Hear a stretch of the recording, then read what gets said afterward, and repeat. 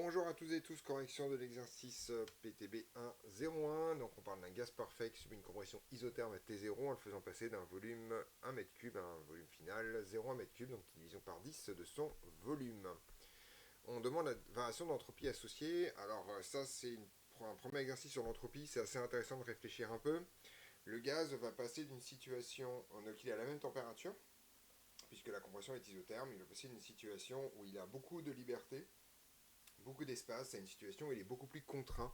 Donc on est sûr que dans cette transformation, son entropie propre, son entropie à lui, va diminuer. Ça c'est une certitude absolue sur le sujet. Voilà, j'ai remis bien énoncé, j'ai un peu trop manie. Voilà. On rappelle que pour un gaz parfait, vous n'êtes pas censé connaître cette formule, mais qu'on a l'expression de l'entropie molaire. On va supposer qu'il y a une mole de gaz, ou en tout cas, ou un mètre n, de toute façon, voilà. Et donc, globalement, on cherche la variation d'entropie associée. Donc, on va choisir une des deux relations, soit celle-ci qui dépend de T et de V, soit celle-ci qui dépend de T et de P.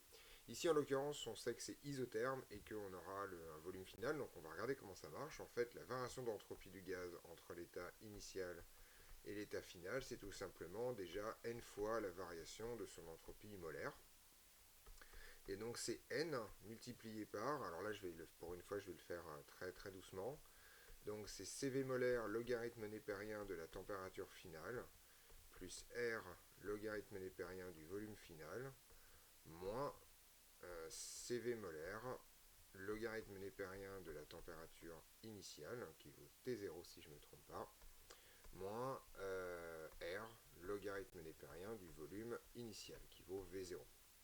Alors il s'avère que ici TF est égal à T0, d'accord? Donc en fait ces deux termes vont se simplifier et on va se retrouver tout simplement avec NR logarithme népérien du volume final sur V0.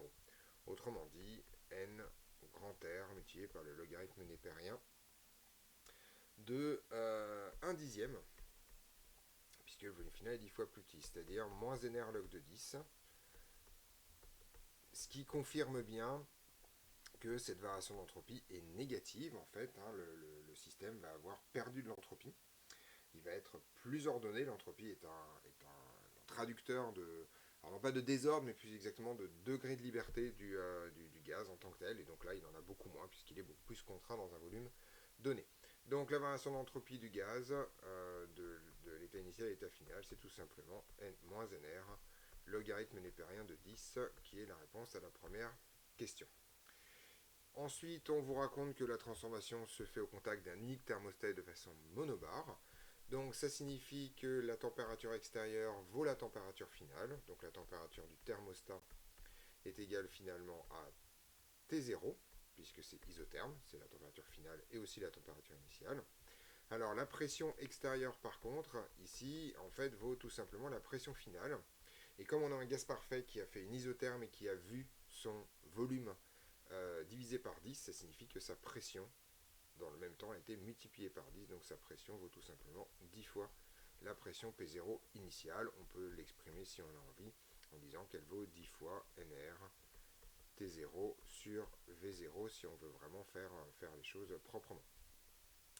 Donc la transformation est ici irréversible pour une raison très très simple, c'est que le volume change et que la pression intérieure est différente de la pression extérieure durant la transformation. C'est donc une transformation qui est non adaptée.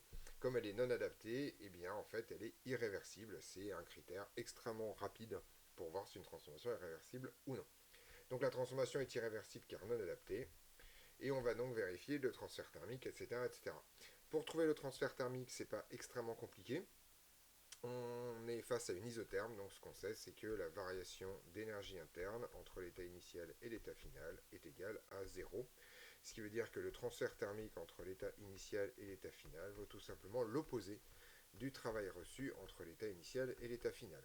C'est-à-dire en fait l'intégrale entre l'état final et l'état initial de P extérieur dV. Comme la transformation est monobare, il s'avère que P extérieur est une constante, elle vaut 10P0. Et donc en gros, on a tout simplement 10P0 dV, autrement dit 10P0 multiplié par le volume final moins le volume initial. Voilà donc l'expression du transfert thermique, je vais l'écrire ici. Le transfert thermique, c'est tout simplement 10 P0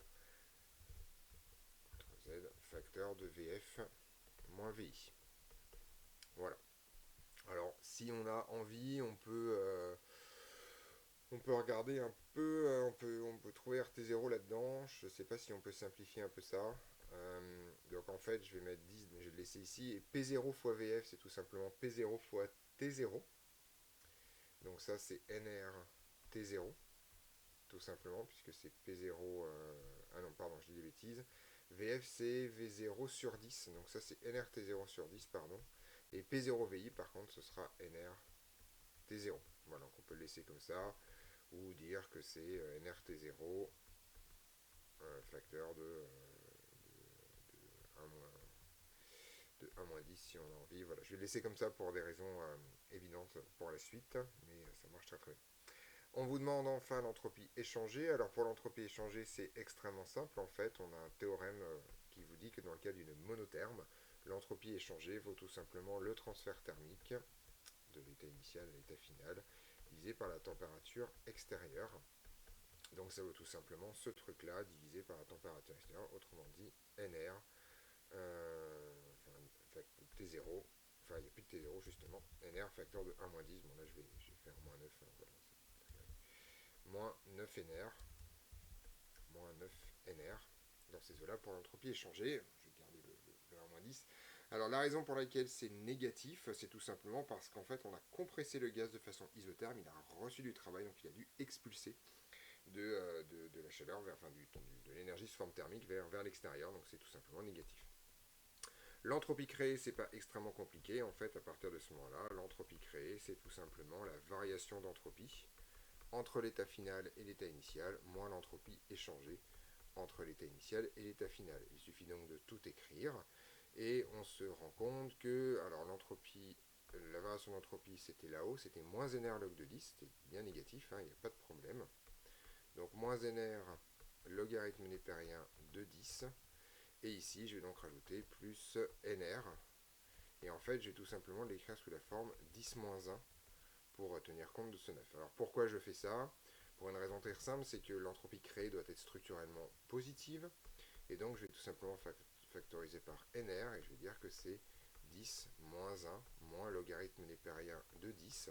Et il s'avère qu'on reconnaît une forme qui est extrêmement courante et qui est extrêmement importante à retrouver. En fait, ça c'est un théorème qu'on peut retenir pour tout x appartenant à R plus étoile. Et bien en fait, x-1 moins logarithme népérien de x est positif ou nul. Et la nullité arrive uniquement lorsque, le x vaut 1 dans ces histoires-là. Alors ça provient du fait que si on veut avoir une version visuelle de ce théorème, ça provient tout simplement de la courbe représentative de logarithme népérien. Donc si je la trace très rapidement ici, juste un trait, attendez, je fais ça un peu mieux. Voilà, si je trace le logarithme népérien ici sur R+, voilà, donc le logarithme népérien a à peu près cette tête-là, puis après devient oula, pas du tout cette tête-là, il monte très vite, puis après devient très plat, comme ça, voilà, ça arrondit, avec une coupure de l'axe des abscisses en 1, et sa tangente en fait finalement est tout simplement en fait x-1 ici, et la forme de log de x fait que log de x est toujours inférieur à x-1, ça se voit littéralement sur le graphique.